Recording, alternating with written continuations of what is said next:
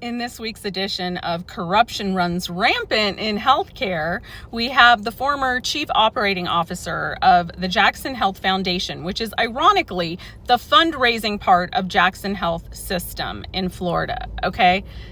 She just pled guilty to embezzling over $4 million from the foundation. She worked there for 10 years. She was terminated in November last year, and she would do this by directing funds to herself or her relatives or other entities instead of to the foundation or the health system.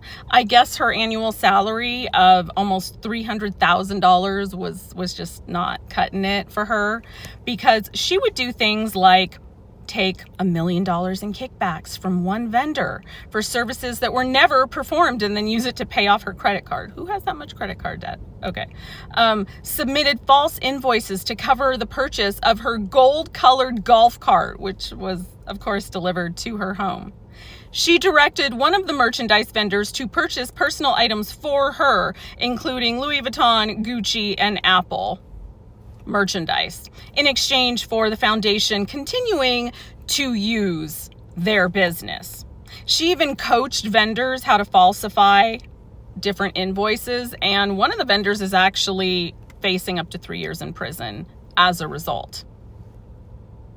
She's going to be sentenced in November, and she's facing a max of 20 years in prison.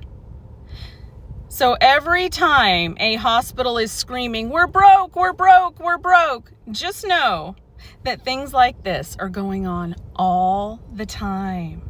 They have the money. The money is everywhere. There's so much money in healthcare. The corruption swept under the rug. We almost never hear about it.